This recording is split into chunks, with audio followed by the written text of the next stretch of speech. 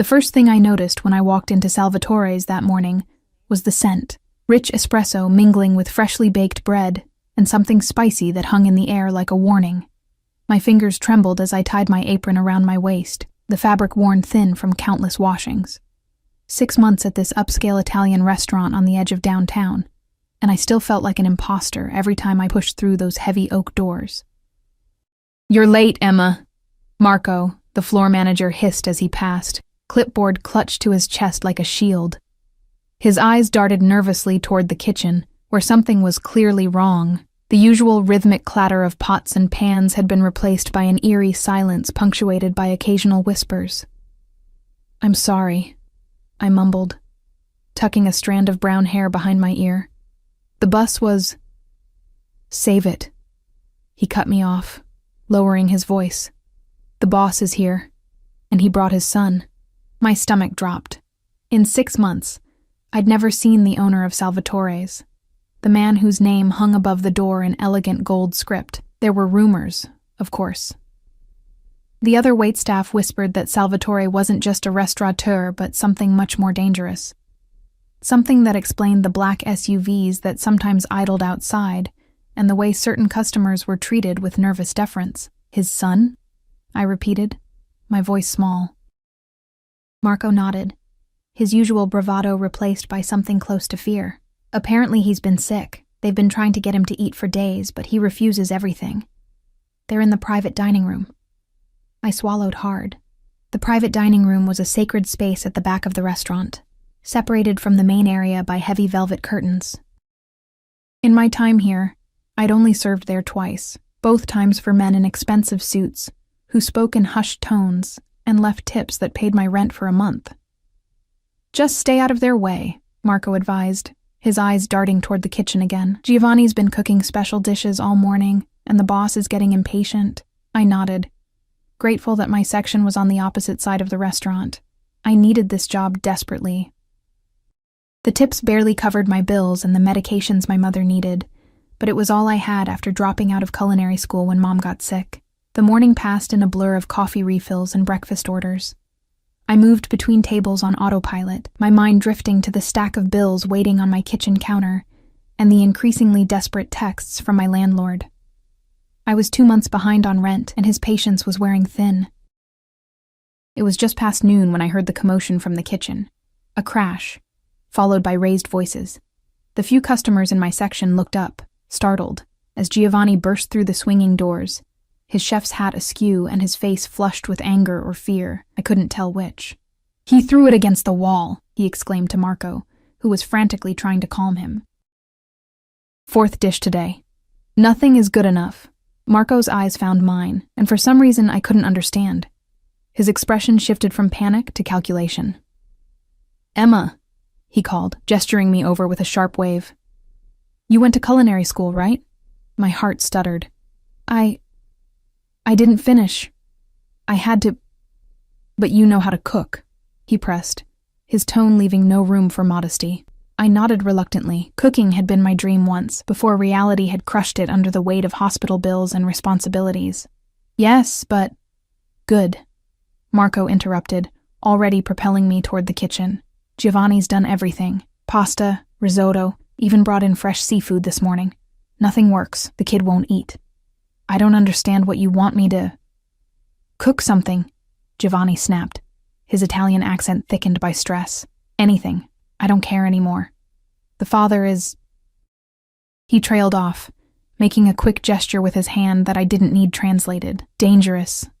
The father was dangerous. The kitchen was a disaster, evidence of Giovanni's frustrated attempts scattered across countertops and the floor. My mind raced. What could I possibly make that would satisfy a child who had rejected a 5-star chef's offerings? "How old is the boy?" I asked, rolling up my sleeves automatically. 7, maybe 8, Marco replied, checking his watch nervously. "And we have 20 minutes before the boss loses what little patience he has left." I closed my eyes briefly, memories washing over me, my own childhood, punctuated by rare moments of happiness that always involved my grandmother's kitchen, the simple dishes she made when I was sick or sad. "Let me try something," I murmured, moving toward the refrigerator with newfound purpose. 15 minutes later, I stood over a simple dish of pasta with butter, the sauce a delicate blend of cream and chicken broth, light enough for a sick child's stomach but flavored with herbs that would open his appetite. On the side, I'd arranged slices of mozzarella cut into star shapes, a trick my grandmother had used to make me eat when nothing else worked. Marco looked dubious. "That's it? That's what you're sending out after Giovanni's feast was rejected?" I bit my lip, suddenly aware of the enormity of what I was doing. "It's what my grandmother used to make when I was sick. It's comforting." Giovanni threw up his hands in defeat, and Marco sighed heavily before taking the plate. "Your funeral," he muttered, pushing through the doors toward the private dining room. I held my breath, counting seconds that stretched into minutes. The restaurant had fallen quiet, as if every person inside was listening along with me. Then, the soft creak of the private dining room door opening. Marco's face appeared, his expression unreadable. He beckoned me with a single finger. My legs felt like lead as I crossed the restaurant floor, aware of every eye on me. When I reached the heavy curtain that separated the private dining room from the rest of the space, Marco leaned in close. "He ate it," he whispered, his breath hot against my ear. "All of it. And now the father wants to see you." The private dining room was dim, lit only by a crystal chandelier that cast dancing shadows across the deep red walls. My eyes took a moment to adjust, and when they did, I had to suppress a gasp. Seated at the head of a long mahogany table was the most intimidating man I had ever seen. Tall and broad-shouldered, with olive skin and piercing dark eyes that seemed to look straight through me. His black suit was impeccably tailored, the fabric clearly expensive, and a heavy gold watch gleamed on his wrist. This, then, was Salvatore, not just the owner of the restaurant, but, if rumors were to be believed, the head of one of the city's most powerful crime families. Beside him sat a small boy with the same dark eyes, his face pale but his cheeks now showing a hint of color. An empty plate sat before him, the star-shaped cheese slices gone. "You made this?" Salvatore asked, his voice deep and accented, each word precisely chosen. I nodded, not trusting myself to speak. "My son has been ill for 5 days," he continued, one large hand resting protectively on the boy's shoulder. "He has refused everything, the best chefs, the best doctors." He paused, studying me with an intensity that made my skin prickle. "Yet he eats your simple pasta." "Why?" I swallowed hard, gathering my courage. "When I was sick as a child, my grandmother made this for me. It's not about complexity. It's about comfort." Something shifted in his expression. A subtle change I couldn't quite read. He leaned forward slightly. "Your name?" "Emma," I replied, my voice barely above a whisper. "Emma Chen." "Emma," he repeated, the sound of my name in his mouth sending an unexpected shiver down my spine. "My son, Matteo, would like more stars." He gestured to the empty plate. Relief flooded through me. Of course, right away. I turned to leave, but his voice stopped me. "You will make his meals from now on. Only you." It wasn't a request. I looked back at him, at the possessive way his hand rested on his son's shoulder, at the cool authority in his gaze that expected no argument. "I'm just a waitress," I said weakly. "I didn't even finish culinary school." A smile curved his lips, though it didn't reach his eyes. "And yet, my son eats your food when he rejects all others. That makes you much more than just a waitress, doesn't it, Emma Chen?" The way he said my full name made it sound like he was memorizing it, cataloging me among his possessions. I felt a chill despite the warmth of the room. "Tomorrow," he continued, "you will come to my home. Matteo needs to regain his strength, and clearly you have something that appeals to him." His gaze traveled over me slowly, assessingly, as if seeing me properly for the first time. "My driver will collect you at 7. I have shifts here," I stammered, searching for any excuse. "And my mother. She's ill. I can't leave her." Something dangerous flickered in his eyes. "Your shifts are no longer a concern. As for your mother..." He withdrew a sleek phone from his jacket pocket and spoke rapidly in Italian to someone on the other end, before returning his attention to me. "What is her condition?" The abrupt question caught me off guard. "Multiple sclerosis," I replied automatically. "She needs daily care and medications that insurance barely covers." He nodded once, decisively. This is no longer your concern either. A nurse will attend to her, and all medical expenses will be handled. My head spun with the casual way he rearranged my entire life in the space of seconds. Why would you do that? His smile widened, revealing perfect white teeth that reminded me of a predator. My son has not eaten properly in 5 days, yet he finished your meal and asks for more. This makes you valuable to me, Emma Chen. And I take care of what is valuable to me. The possessiveness in his tone was unmistakable. I wasn't being hired. I was being acquired. What if I say no? The question slipped out before I could stop it, hanging in the air between us like a challenge. For a long moment, Salvatore simply looked at me, his dark eyes unreadable. Then he gestured around the room, at the restaurant beyond, at the world itself. Look around you, Emma. At your struggling mother, at your unpaid bills.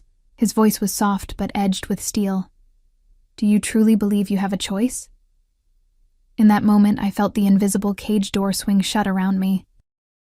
Whatever this was, this strange twist of fate that had placed me in Salvatore's path, I knew with bone-deep certainty that my life would never be the same. The boy, Matteo, looked up at me then, his eyes, so like his father's, filled with a child's simple gratitude.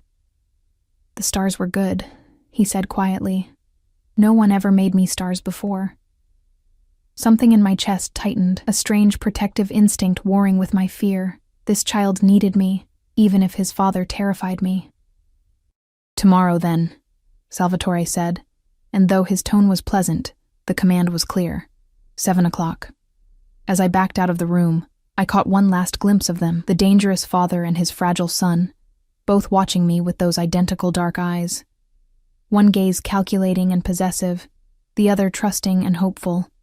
I had the unsettling feeling that I had just been caught in a trap of my own making, snared by a simple plate of pasta and star-shaped cheese.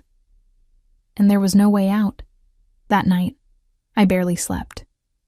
My small apartment seemed suddenly claustrophobic, the walls pressing in as I paced the worn carpet, trying to make sense of what had happened.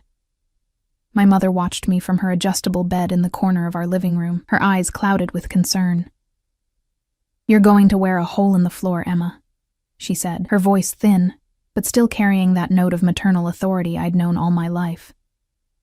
Tell me what's troubling you. I sank onto the edge of her bed, the springs creaking beneath my weight. How could I explain that I'd somehow caught the attention of a man who was almost certainly a Mafia boss? That he'd arranged for her care with a single phone call, displaying the kind of power that both terrified and, if I was honest with myself, fascinated me. I might have a new job opportunity, I said carefully, taking her fragile hand in mine. Her fingers were twisted by disease, the skin paper thin. As a private cook, for a family. A family, she repeated, her eyes narrowing slightly. Mom had always been perceptive, even as her body betrayed her. What kind of family hires a cook after tasting one meal? I looked away, unable to meet her gaze. The kind that can afford to, I guess. She squeezed my hand with what little strength she had. Emma, look at me. When I did, her expression was serious. You've been carrying the weight of my illness for 3 years now. You gave up your dreams for me. If this job is what you want, take it. But if something feels wrong, a knock at the door interrupted her, making me jump. It was barely 6 a.m. Who could be here at this hour? When I peered through the peephole, I found myself staring at a woman in crisp medical scrubs, her hair pulled back in a severe bun. Behind her stood 2 men in dark suits, their postures alert and watchful. Miss Chen? The woman called through the door. I'm Nurse Winters, Mr. Salvatore sent me to care for your mother. My heart hammered against my ribs. He'd moved this quickly? I glanced back at my mother, who was struggling to sit up straighter. Curiosity etched across her face. With reluctant fingers, I unlocked the door. Nurse Winters swept in with brisk efficiency, followed by the 2 men carrying what looked like medical equipment. We'll need to do an initial assessment, she informed me, already moving toward my mother with a professional smile. And these gentlemen will be installing some upgrades to make Mrs. Chen more comfortable. Upgrades? I echoed weakly. The taller of the 2 men gestured to the boxes they'd brought. Hospital-grade bed, air purifier, monitoring equipment. Boss's orders. And who is this boss? My mother asked, her voice stronger than I'd heard it in months, her gaze sharp as it moved between the strangers invading our home. Before anyone could answer, my phone buzzed with a text from an unknown number. I trust you've met Nurse Winters. She comes highly recommended. The men will also improve your security system. My driver will collect you at 6:30 this evening. Pack for a few days. A few days? I stared at the message, anxiety crawling up my spine. This was moving too fast, spiraling beyond my control. Emma? My mother's voice cut through my panic. What's happening? I looked up to find everyone watching me. The nurse with professional detachment, the men with blank expressions that revealed nothing, and my mother with growing concern. It's going to be okay, I said, hoping I sounded more confident than I felt. These people are going to help you while I start this new job. My mother's eyes narrowed further, but she didn't press me in front of strangers. Instead, she submitted to Nurse Winter's examination with quiet dignity, while the men began unpacking their equipment. I retreated to my tiny bedroom, closing the door behind me. Sinking onto my bed, I wrapped my arms around myself, trying to still the trembling that had taken hold of my body.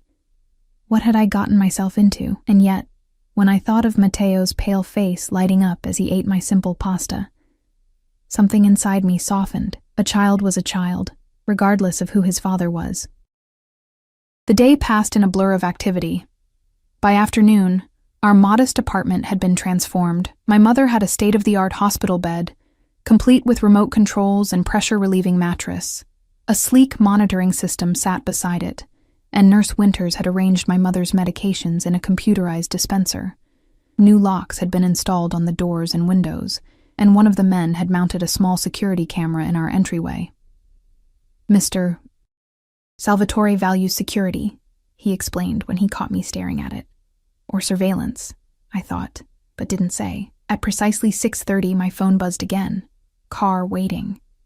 I'd packed a small bag with shaking hands, unsure what to bring.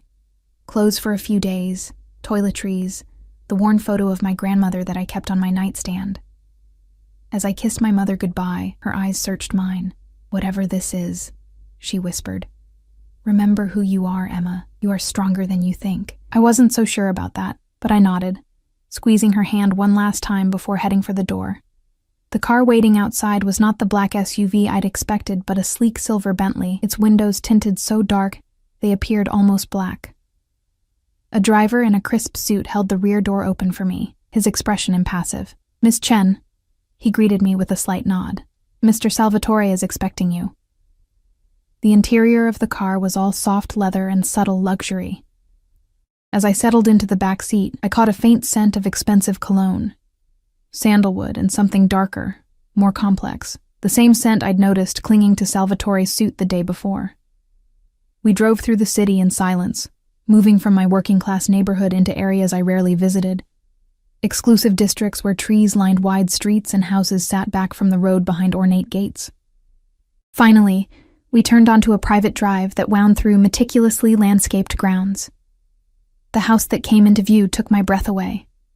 House wasn't even the right word. It was a mansion, sprawling and elegant, its stone facade illuminated by subtle landscape lighting. Fountains played in formal gardens, the water sparkling in the gathering dusk.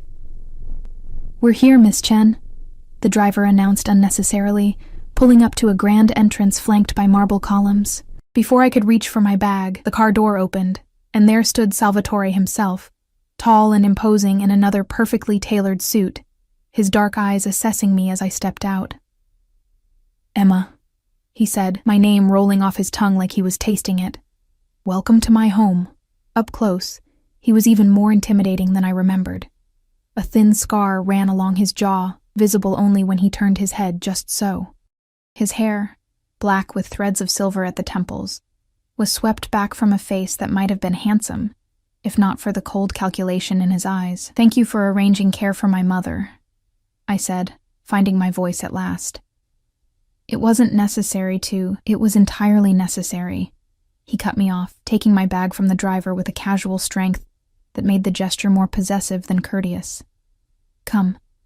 Matteo is waiting. He placed a hand at the small of my back to guide me up the steps, his touch firm enough to brook no argument but careful, as if I were something fragile and valuable. I was acutely aware of the heat of his palm through the thin fabric of my blouse, of how small I felt beside him. The entrance hall was a soaring space of marble and crystal, a chandelier the size of my entire apartment hanging overhead. Staff stood at attention as we passed. A butler, several maids, and men who didn't look like household staff at all, but rather like the security personnel who had visited my apartment that morning. Your home is beautiful, I murmured, for lack of anything better to say. Salvatore's lips quirked in what might have been amusement. This is just one of my residences. Perhaps you'll see the others in time. The casual presumption that I would remain in his orbit long enough to visit his other homes sent another chill through me. This wasn't a job offer. It was an acquisition. We passed through several richly appointed rooms, before reaching what appeared to be a residential wing. Salvatore stopped before a door carved with intricate patterns and knocked softly. Matteo, he called, his voice gentler than I'd heard it before. I've brought someone to see you. The door opened to reveal a slight woman in a nurse's uniform, her expression softening when she saw Salvatore. He's had a good day, sir, she reported. His fever is down, and he's been asking about the lady with the stars. Salvatore nodded, dismissing her with a gesture before ushering me into a child's paradise. The room was enormous, one wall entirely glass looking out over illuminated gardens. A custom bed shaped like a race car dominated one corner, surrounded by shelves laden with toys and books. A massive television was mounted on another wall, gaming consoles arranged neatly beneath it. And there, propped up against pillows in the race car bed, was Matteo. His color was better than the day before. His dark eyes, so like his father's, lighting up when he saw me. "You came!" he exclaimed, his voice high and clear. "Papa said you would cook for me again." Salvatore's hand pressed more firmly against my back, guiding me toward the bed. "I told you I would bring her, didn't I, tesoro?" he said, affection evident in his tone.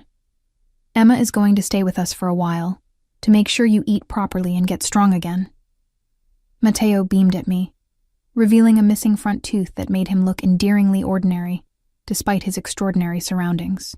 "Will you make stars again?" I couldn't help but smile back, my fear momentarily forgotten in the face of his childish enthusiasm. "I can make stars, and moons, and whatever shapes you like. I have a special kitchen prepared for you," Salvatore informed me, watching our interaction with those observant eyes that seemed to miss nothing. "Anything you require will be provided." I turned to look at him, suddenly aware of how close he stood, how the scent of his cologne enveloped me. "I don't understand why you've gone to all this trouble. Surely your regular chef could learn to make what Matteo likes." Something dark flashed in his eyes. "My son has rejected food prepared by a dozen chefs. He eats what you make. That makes you irreplaceable." The word hung between us, heavy with implication. Irreplaceable. Valuable. His. "Emma will make dinner now, yes, Papa?" Matteo asked, oblivious to the tension crackling in the air between his father and me. Salvatore's expression softened as he looked at his son. "Yes, she will, and then perhaps she can read you a story before bed." His gaze shifted back to me, a statement rather than a question. I nodded, not seeing any choice but to agree. I'd like that. His smile was satisfied, like a man who has acquired something he's long desired. "Perfect. I'll show you to your kitchen, and then to your rooms.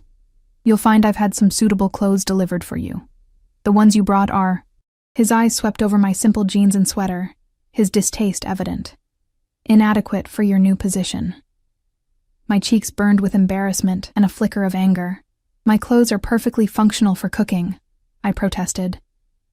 "You are no longer merely a cook, Emma," Salvatore replied, his tone making it clear the matter was not open for discussion. "You are a member of my household now.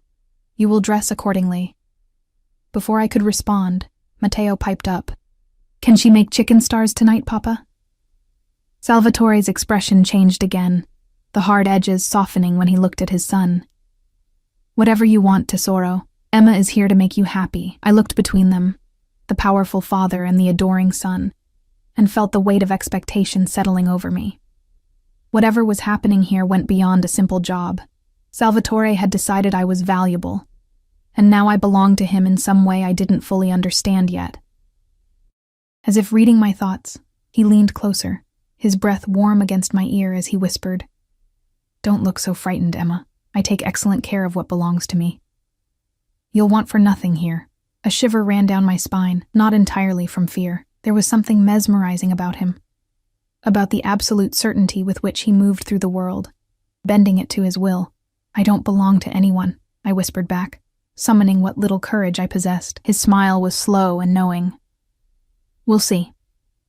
As he guided me out of Matteo's room toward the kitchen he'd prepared for me, his hand never left the small of my back, a constant reminder of his presence, his control, his claim.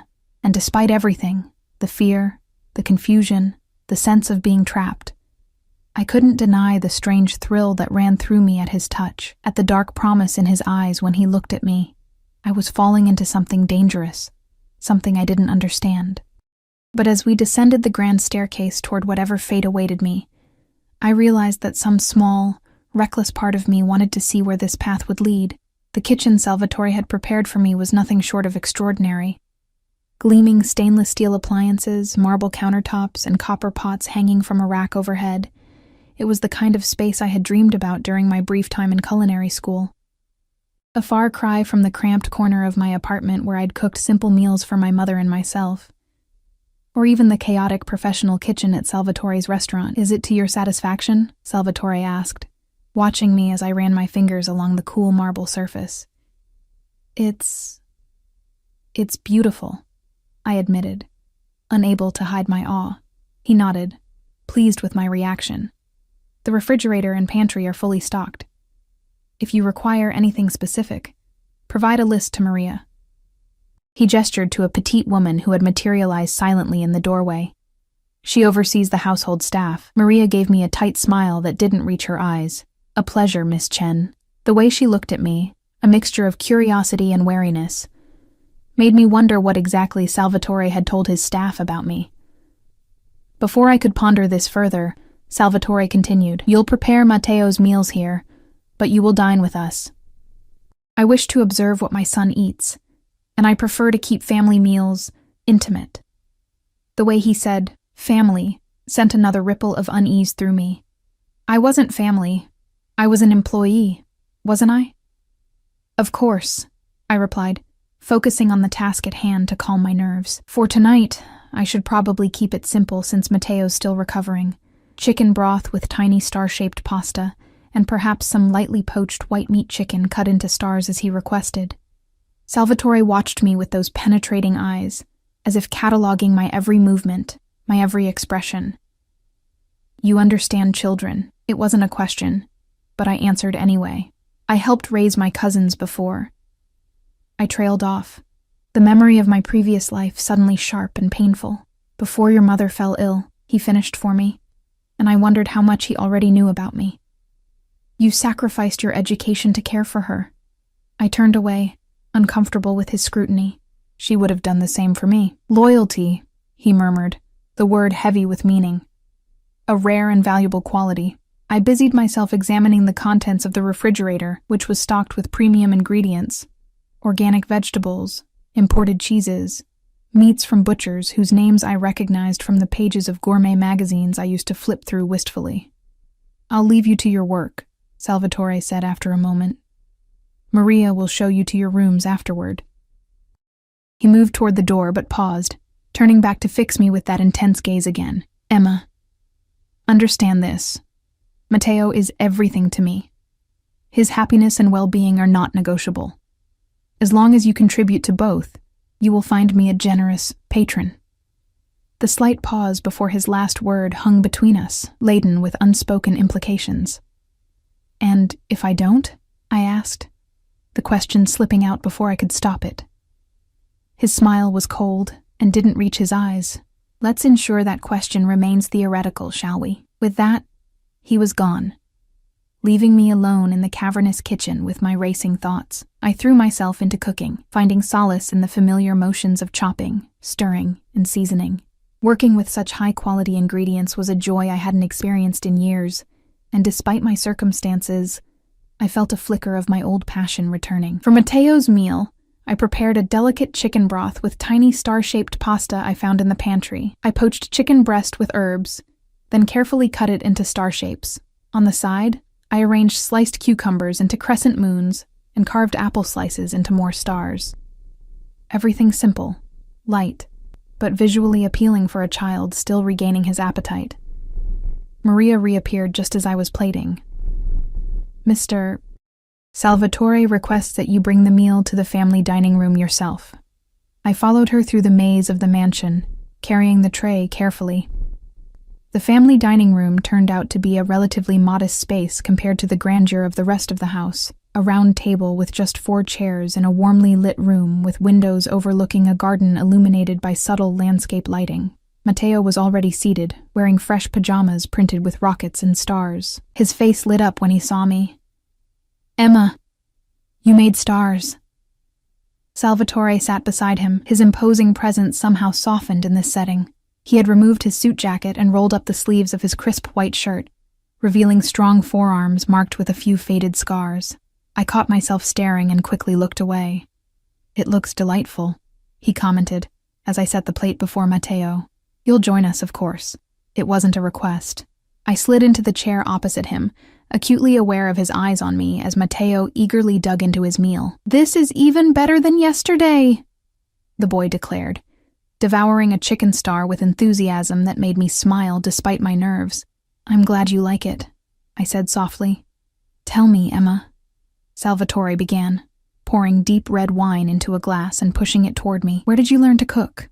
I accepted the wine with hesitant fingers, taking a small sip to steady myself. It was richer and more complex than any I'd tasted before, probably worth more than what I used to make in a week at the restaurant. "My grandmother," I answered, the memory warming me from within. She was from Taiwan originally. She believed food was love made visible. "A wise woman," Salvatore murmured, his own glass raised slightly as if in tribute. "And your father?" The abrupt change of subject caught me off guard. "He left when I was young. I barely remember him." Something flashed in Salvatore's eyes. Anger, perhaps, though not directed at me. A man who abandons his family has no honor.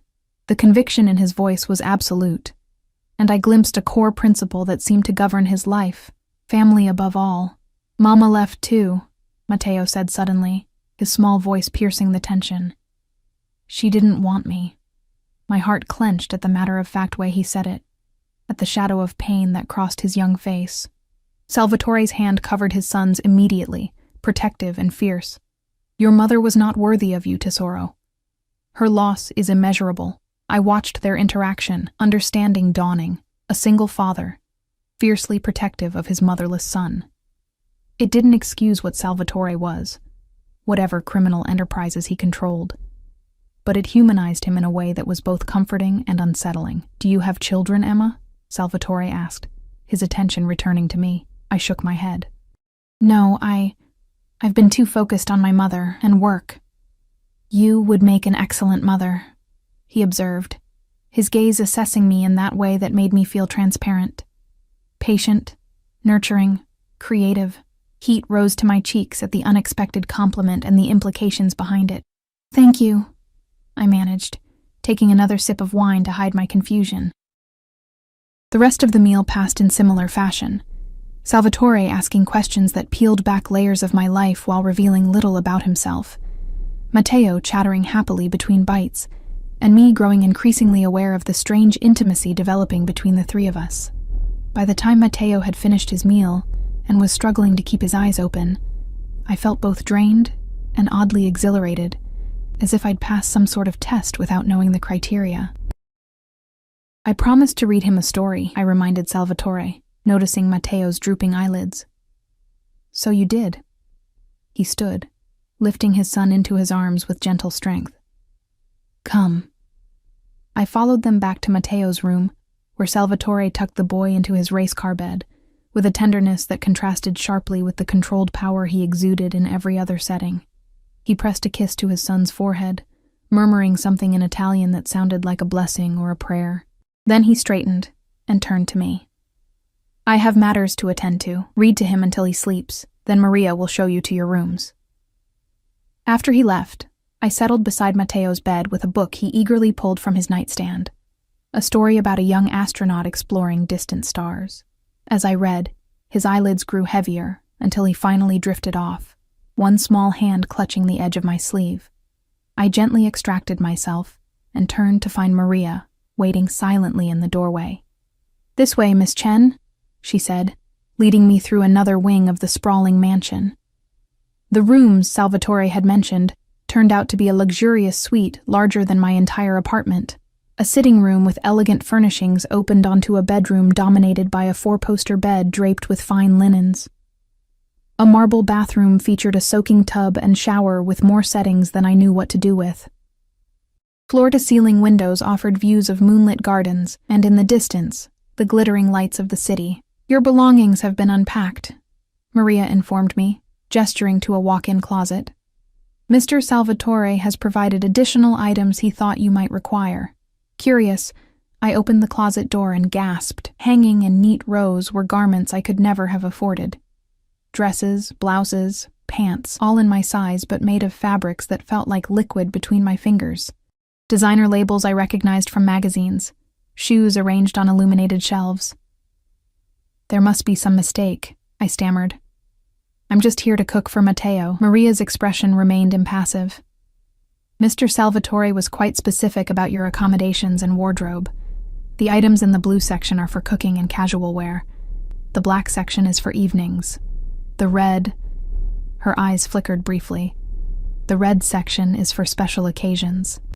I glanced at the red section and felt heat rise to my face at the sight of silken garments that seemed designed for seduction rather than practicality. "If you require anything else, use this," Maria continued, handing me a sleek smartphone.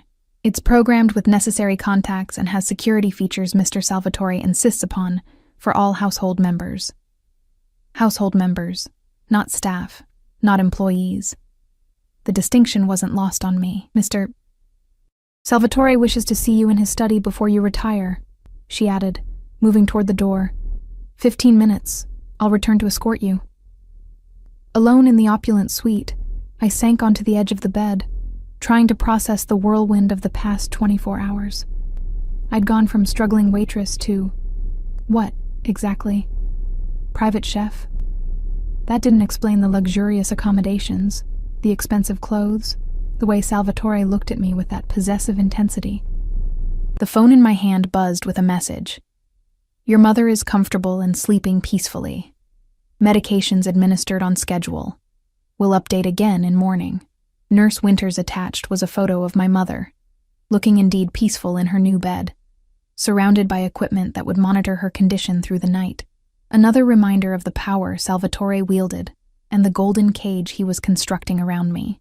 15 minutes later, I'd changed into one of the casual outfits from the closet, a simple but elegantly cut blouse and pants that fit me perfectly, raising more questions about how Salvatore had obtained my measurements.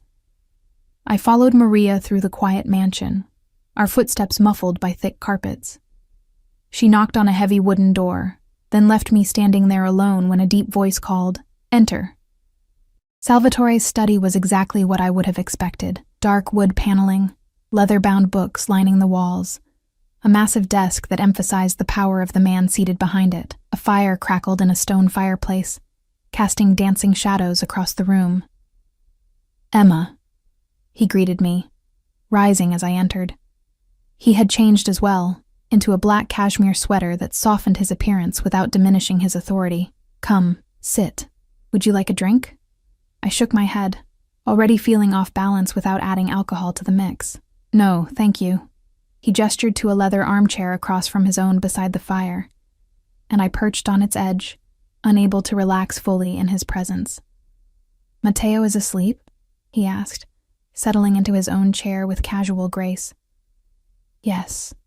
He barely made it through half the story. Salvatore nodded, satisfaction evident in his expression. "He ate well, thanks to you." "More than he has in a week. I'm glad I could help," I said carefully. "But I still don't understand why you've gone to all this trouble. The clothes, the suite, my mother's care. It seems excessive for a cook." His dark eyes studied me over the rim of his crystal tumbler. "You are not a cook, Emma. You are the person who brought my son back from the brink when doctors and specialists failed." He set down his glass, leaning forward slightly. "Do you know what it's like to watch your child refuse food day after day? To see him wasting away and be powerless to stop it?" The raw emotion in his voice caught me off guard. "No, I can't imagine. It is..." He paused, searching for the word. "Terrifying, even for a man like me, who has faced many dangers without flinching. A man like me." The understated acknowledgement of what he was hung in the air between us. "You've researched me, I assume," he continued, his tone matter of fact. "Or at least heard rumors." I swallowed hard, wondering how honest I should be. "People at the restaurant whispered that you were connected, powerful beyond just owning restaurants." A smile played at the corners of his mouth. "A diplomatic way of putting it." He leaned back in his chair, regarding me with those penetrating eyes. "I control certain interests in this city. Business, real estate, entertainment. Some of these interests operate outside conventional legal frameworks." The casual admission should have terrified me, but instead, I found myself appreciating his directness. "Why are you telling me this?" I asked. "Because I want you to understand your position clearly." He steepled his fingers, his expression serious. "You have a unique ability to reach my son in a way no one else has managed since his mother abandoned us 3 years ago. That makes you invaluable to me, Emma. Not as an employee, but as an essential part of my household, of my family's well-being." The weight of his words settled over me. This wasn't a job offer. It was something far more complex and binding. "What exactly are you asking of me?" I whispered, my heart pounding against my ribs. Salvatore rose from his chair and moved to stand before me, his towering presence making me feel small and vulnerable. He reached down, his fingers gently tilting my chin up to meet his gaze. "I'm offering you a place in my home. Security for yourself and your mother. A kitchen where you can create without limitations. In return, you will care for Matteo, ensure he thrives." His thumb brushed along my jawline, the touch sending an unexpected shiver down my spine. "And you will remain under my protection." Protection. The word carried layers of meaning, of obligation and control. "For how long?" I managed to ask, fighting the urge to lean into his touch. His smile was slow and certain. "Let's not pretend this is temporary, Emma. You've seen what I can provide. You've felt the connection with my son. And," his voice dropped lower, more intimate, "you feel the connection between us as well, though you may not wish to acknowledge it yet." Heat bloomed in my chest, spreading upward to my cheeks. I wanted to deny it, to tell him he was mistaken, but the intensity of his gaze seemed to strip away any possibility of deception. "I barely know you," I protested weakly. "That will change," he replied with absolute confidence. "Time is something I have in abundance." His hand moved from my chin to cup my cheek, the gentle possession of the gesture making my breath catch. 1 month, he said. "Stay for 1 month. Care for Matteo, cook in your beautiful kitchen. Let me show you the life you could have here. After that, if you wish to leave, I will not stop you. Your mother's care will continue regardless of your decision." It was a generous offer on the surface, far more generous than I had expected, and yet, I sensed the steel beneath the velvet. Salvatore was not a man accustomed to being refused. 1 month, I agreed, my voice barely above a whisper. His smile widened, satisfaction and something darker, more possessive flickering in his eyes. "Excellent." His thumb traced the curve of my lower lip, the touch so intimate it made my pulse race. "You should rest now. Tomorrow will be a full day." He stepped back, breaking the spell that had momentarily enveloped us. "Breakfast is at 7. Matteo will be eager to see what stars you create for him." I stood on shaky legs, nodding. "Good night, then." As I reached the door, his voice stopped me. "Emma." I turned to find him watching me, his expression unreadable in the firelight. "You made the right choice," he said softly. "I would have been most disappointed by any other answer." The gentle threat lingered in the air as I slipped out, making my way back through the silent mansion to my luxurious prison. In my suite, I changed into silk pajamas I found laid out on the bed, another item from the wardrobe Salvatore had prepared, and stood at the window, looking out at the city lights in the distance. Somewhere out there was my old life, my cramped apartment, the restaurant where I'd been just another anonymous waitress. Here, I was something else. Something valued, desired, and caged. As I slid between sheets softer than any I'd ever felt, I tried to tell myself I'd made a pragmatic decision. 1 month in luxury, ensuring my mother's care, cooking in a dream kitchen. I could endure anything for 1 month. But as sleep claimed me, Salvatore's face followed me into dreams. His dark eyes watching, his hands gentle yet possessive, his voice promising things I couldn't quite decipher, but that made my body warm with anticipation and dread in equal measure. I was falling into his world, and some treacherous part of me wanted to see how deep the rabbit hole went. Days melted into a week, then 2, in Salvatore's mansion. A routine emerged from the chaos of my new reality. Mornings spent crafting creative breakfasts for Matteo, whose appetite grew stronger by the day. Afternoons exploring the vast kitchen and experimenting with recipes I'd once only dreamed of trying.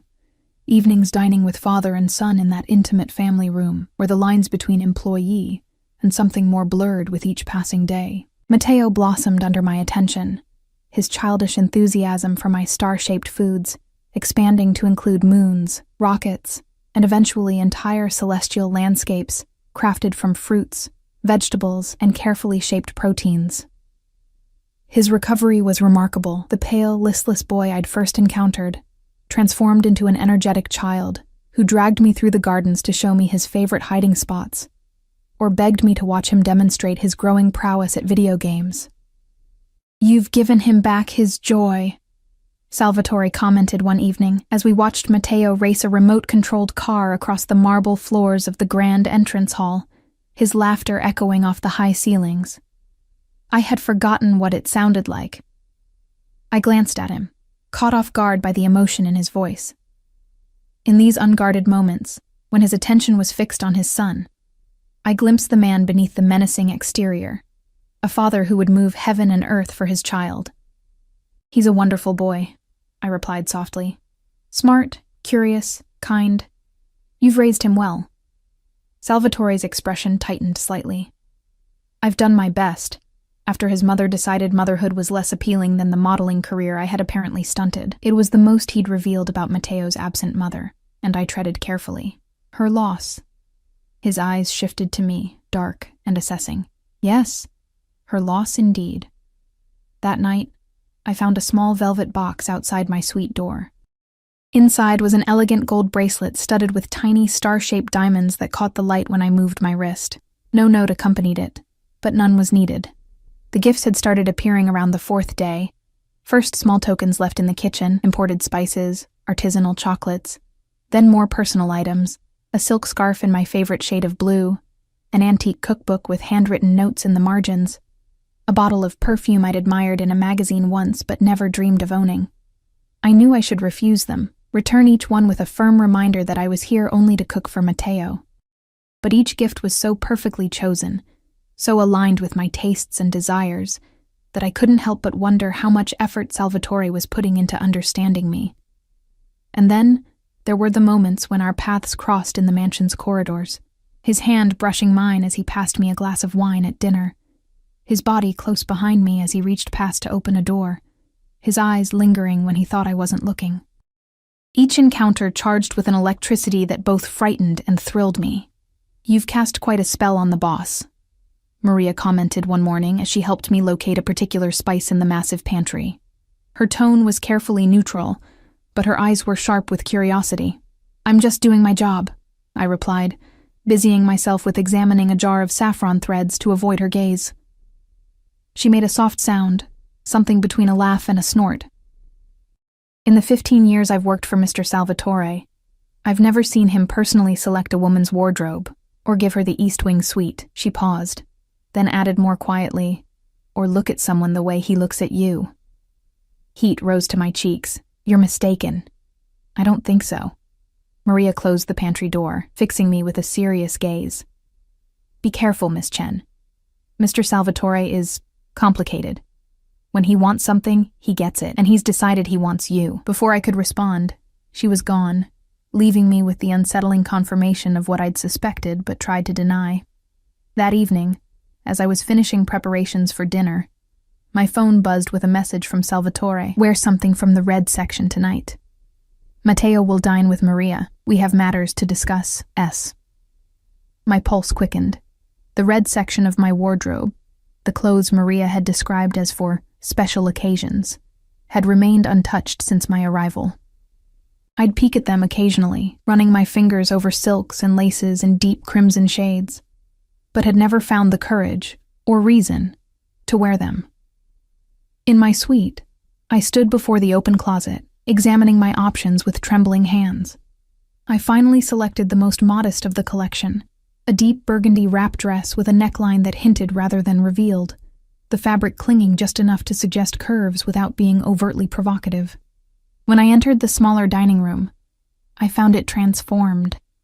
The usual bright lights had been dimmed, replaced by the warm glow of candles scattered across the table, a bottle of champagne chilled in an ice bucket, and the usual place settings had been replaced with fine china I hadn't seen before.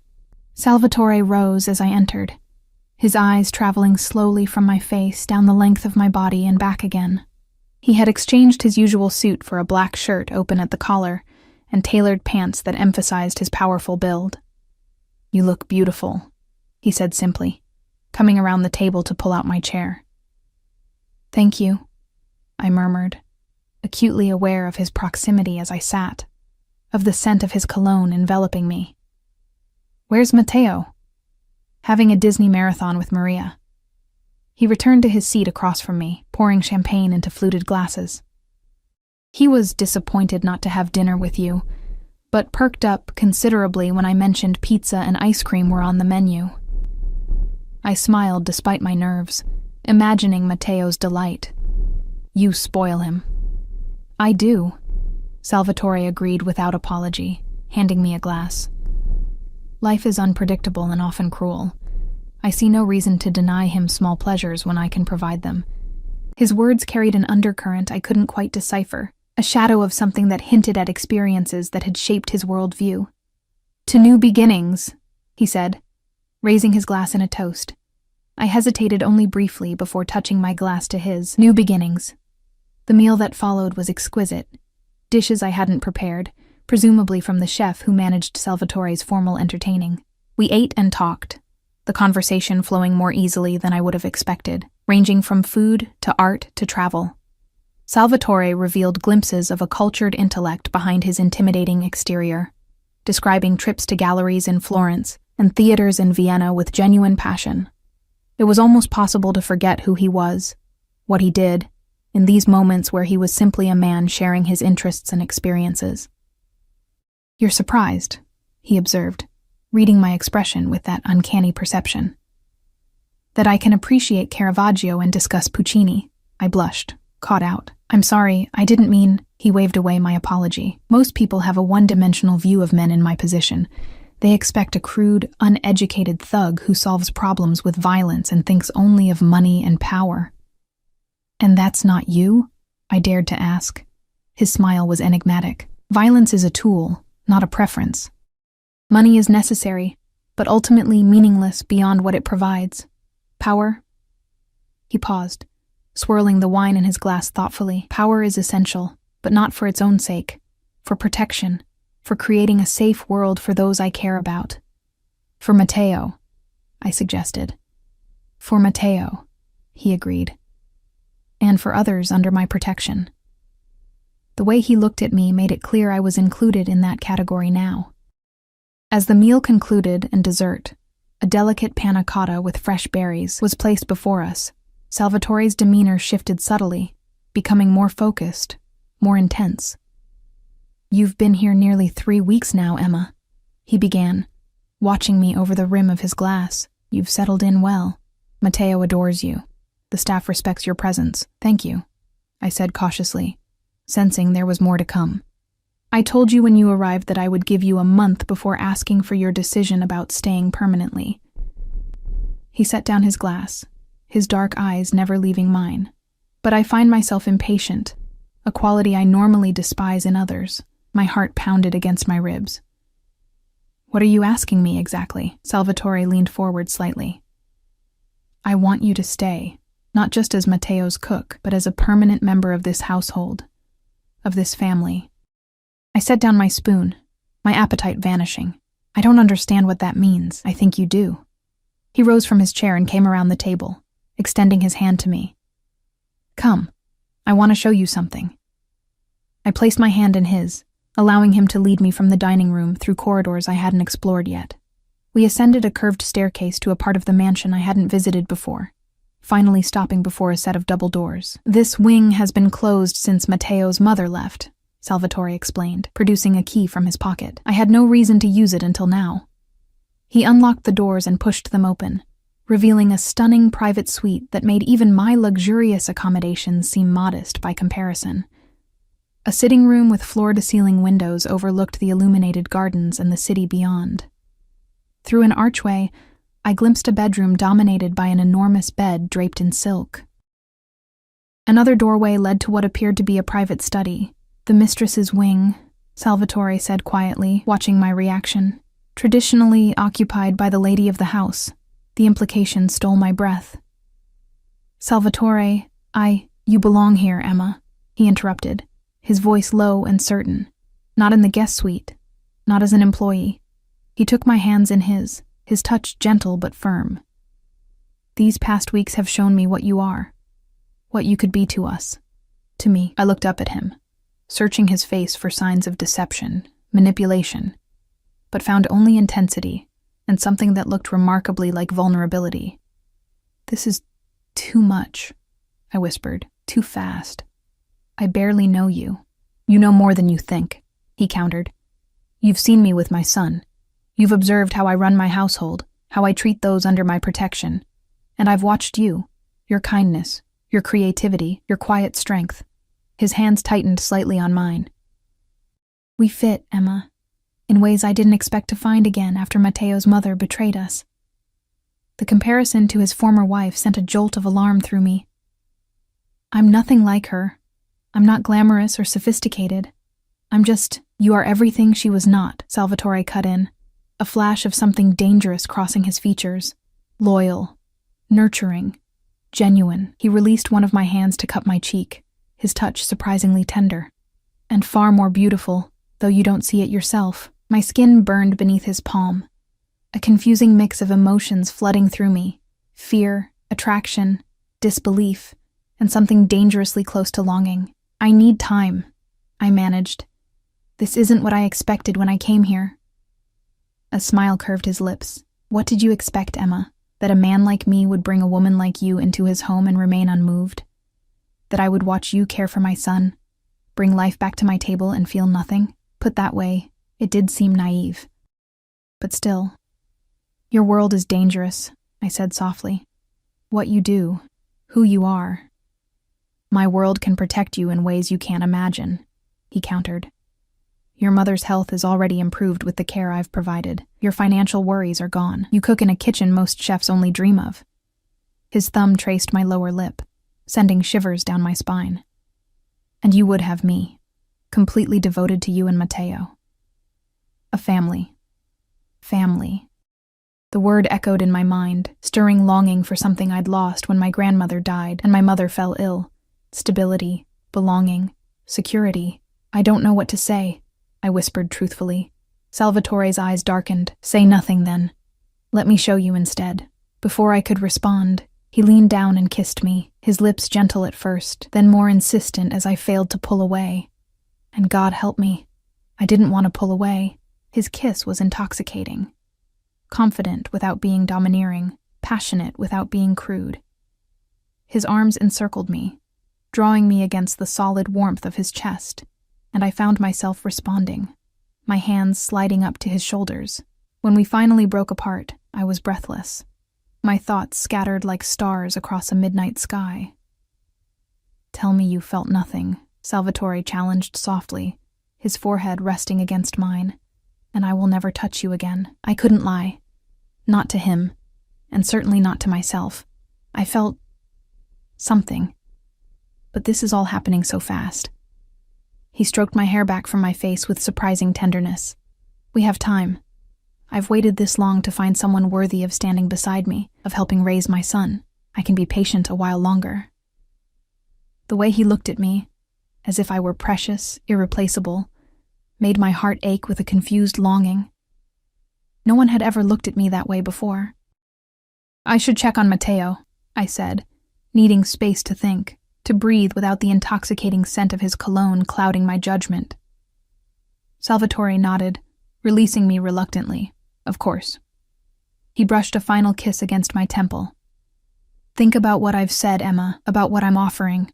Not just luxury, but belonging, protection, family. As I moved toward the door, he added, and Emma, when I turned back, his expression was serious, almost vulnerable. I don't make such offers lightly, or often.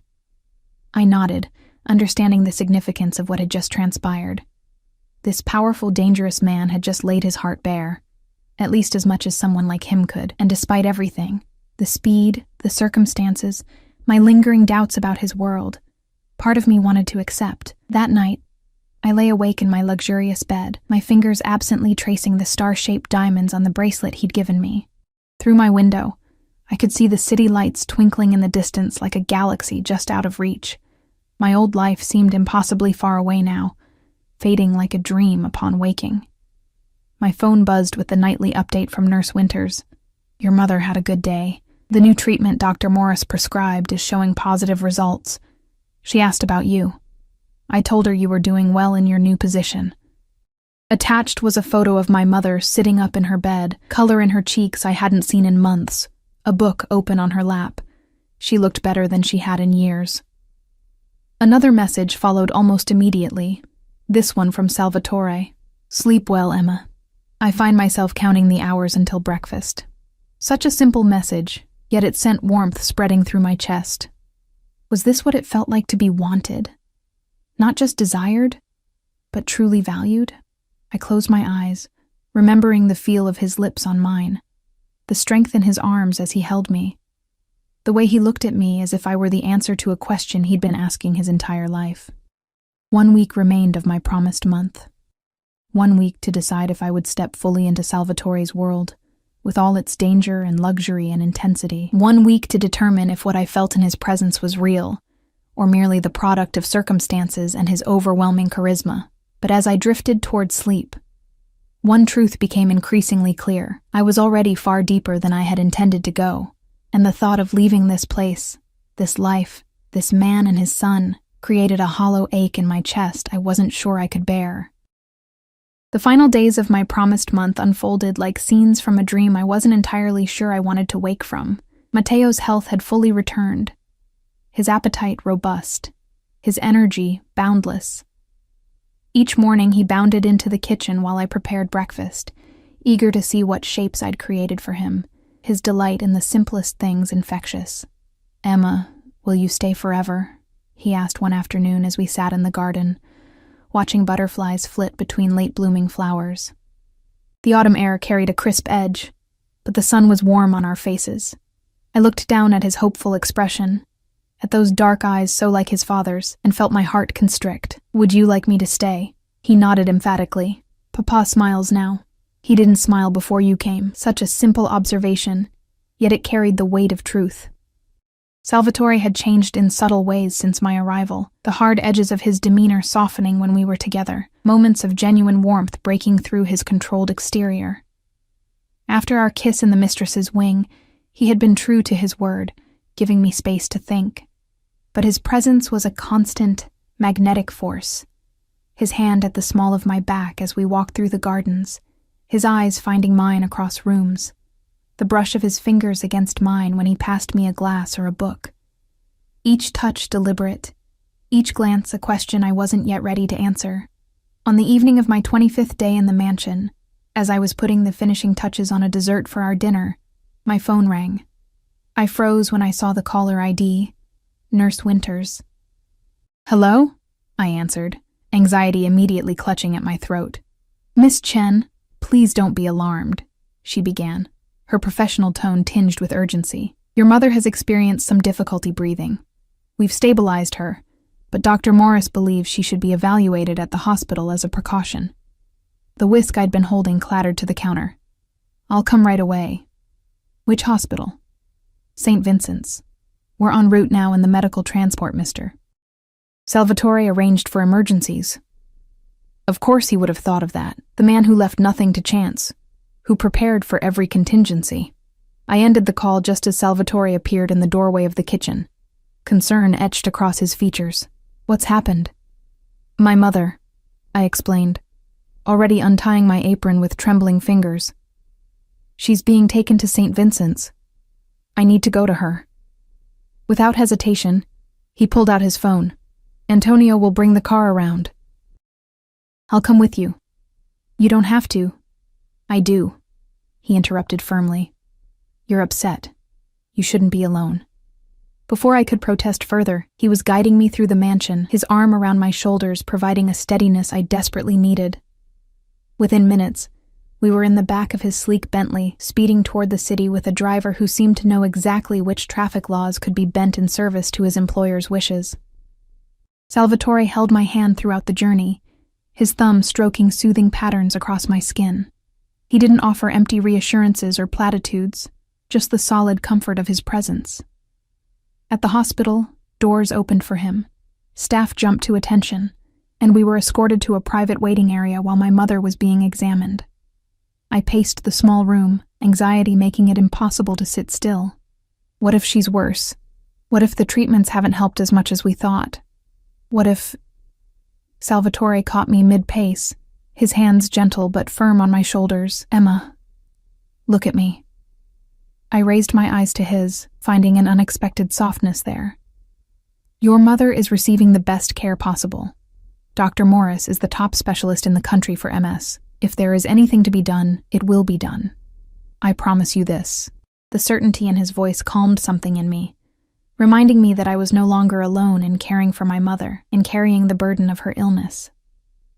Thank you, I whispered, leaning into him almost unconsciously. His arms encircled me, strong and protective, and I allowed myself to draw comfort from his embrace.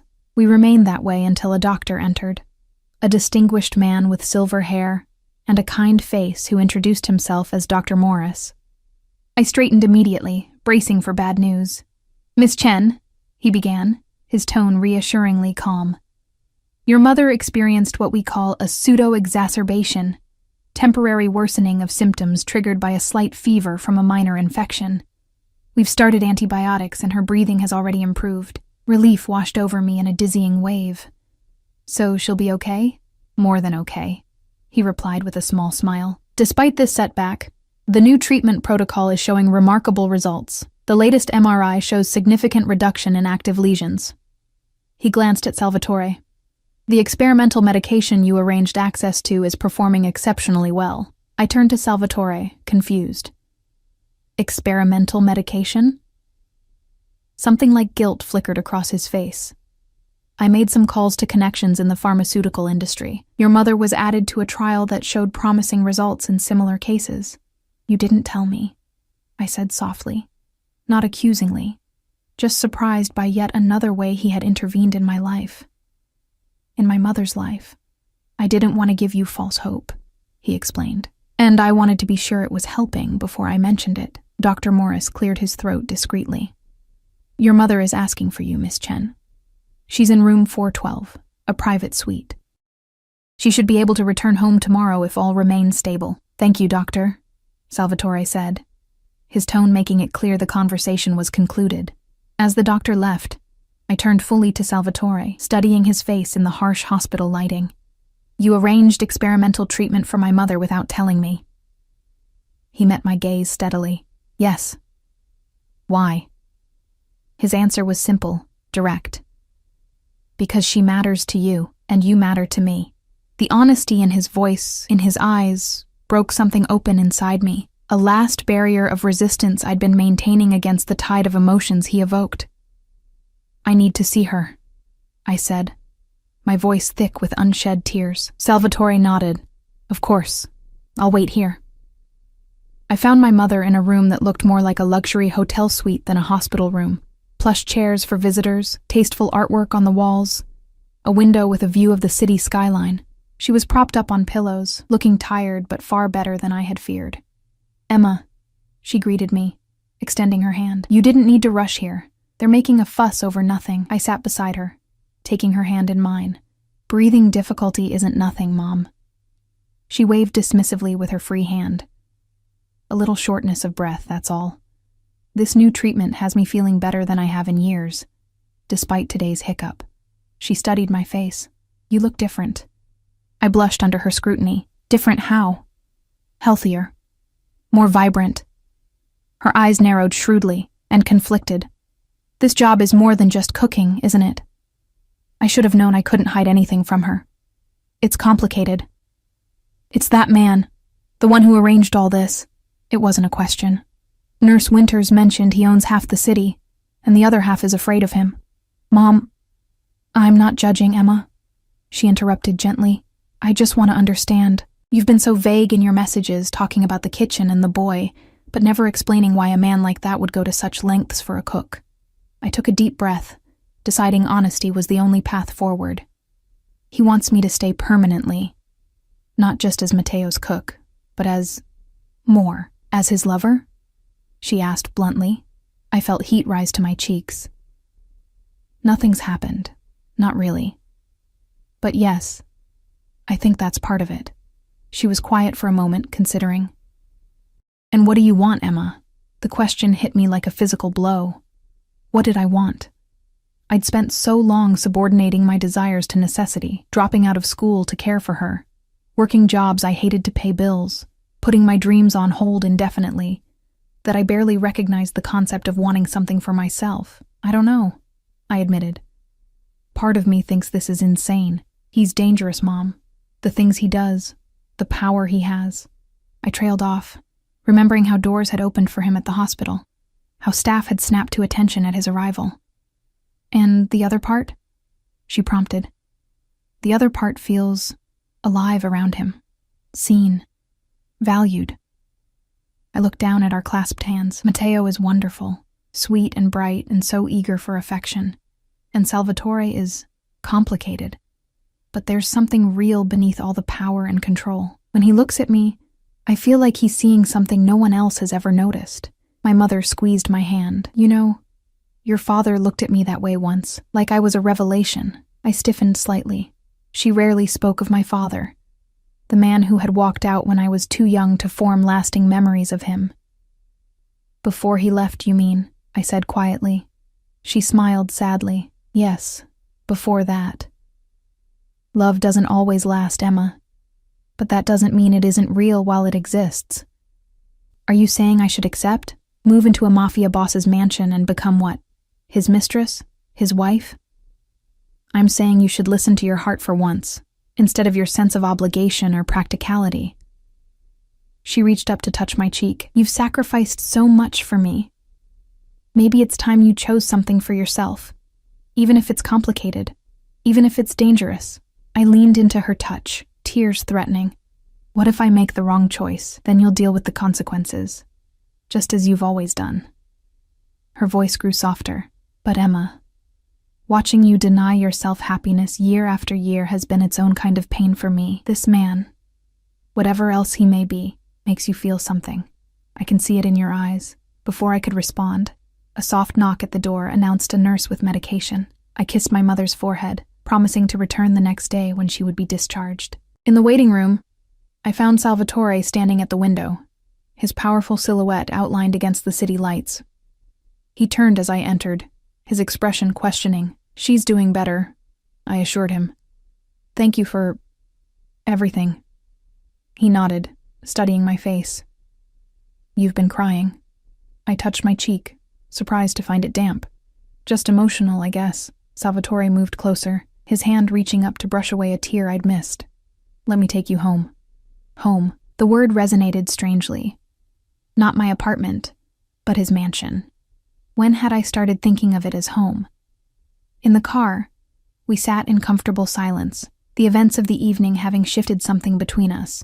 As we passed through the city toward the winding road that led to his estate, I found myself studying his profile in the passing lights. The strong jaw, the straight nose, the hints of silver at his temples that somehow enhanced rather than diminished his magnetism. "You're staring," he observed, his voice tinged with amusement. I didn't look away. "I'm deciding." His eyes met mine, understanding dawning. "About staying." "Yes." We lapsed into silence again until the car pulled through the gates of the estate, gravel crunching beneath the tires. When we stopped at the entrance, Salvatore dismissed the driver with a nod. "Walk with me," he said, offering his hand. I took it, allowing him to lead me through the gardens now lit by subtle landscape lighting. The autumn air was crisp, carrying the scent of late roses and the earthy aroma of fallen leaves. We stopped beside a small fountain where water trickled musically over carved stone. "When Matteo was born," Salvatore began unexpectedly, "I promised myself I would give him everything: security, opportunity, love. Things my own father never provided." He turned to face me, still holding my hand. "When his mother left, I thought I had failed him somehow, that I hadn't been enough." The vulnerability in his admission caught me off guard. "You're a good father, Salvatore. I try to be." His thumb stroked across my knuckles. "But something was missing until you came. You brought light back into this house, Emma, into our lives." He stepped closer, his free hand coming up to cup my cheek. "I know what I am. The things I've done. The world I inhabit. I wouldn't ask you to enter it blindly." "I know enough," I whispered. "Do you?" His eyes searched mine. "I have enemies. My business is often dangerous. The protection I offer comes with its own price. A cage, even a golden one, is still a cage," I said softly. He nodded, a sad smile touching his lips. "Yes, but every choice in life carries constraints, Emma. Your devotion to your mother has been its own kind of cage, has it not? Poverty, its own prison?" I couldn't deny the truth of his words. "I'm offering you a different kind of life," he continued. "One with luxury, yes, with protection and privilege, but also with challenges uniquely its own." His gaze intensified. "I'm offering you a family, myself, Matteo. A place where you belong completely." I thought of my mother's words, of the way Matteo's face lit up when I entered a room, of the dreams I'd abandoned and the new ones that had begun to form in this strange, unexpected chapter of my life. "If I stay," I began carefully, "I need to know it's real, not just gratitude because I helped your son, or fascination that will fade once the novelty wears off." Salvatore's expression softened with something that looked remarkably like tenderness. "Emma Chen, I have commanded respect, inspired fear, and purchased loyalty throughout my life. But in you, I've found something I cannot demand or buy: genuine care for my son, understanding of the man beneath the power, and a spirit that both challenges and complements my own." He lifted my hand to his lips, pressing a kiss against my palm that sent warmth cascading through me. "Is that real enough for you?" In that moment, standing in the moonlight with this dangerous, compelling man, I made my choice. I stepped forward, closing the distance between us, and raised my face to his. "Yes," I whispered against his lips. "It's real enough." His kiss was possessive yet tender, claiming yet giving. His arms encircled me, drawing me against the solid warmth of his chest as if he would never let go. And perhaps he wouldn't. This man who held on to what he valued with unwavering determination. When we finally broke apart, his dark eyes gleamed with satisfaction and something deeper, more profound. "Welcome home, Emma." And in those words, I found my answer. Home wasn't a place, not my childhood house with my grandmother's kitchen, not the apartment I'd shared with my mother, not even this palatial estate with its gardens and fountains. Home was where you were seen, valued, and chosen, where you belonged. In Salvatore's arms, with Matteo's future stretching before us, I had found mine.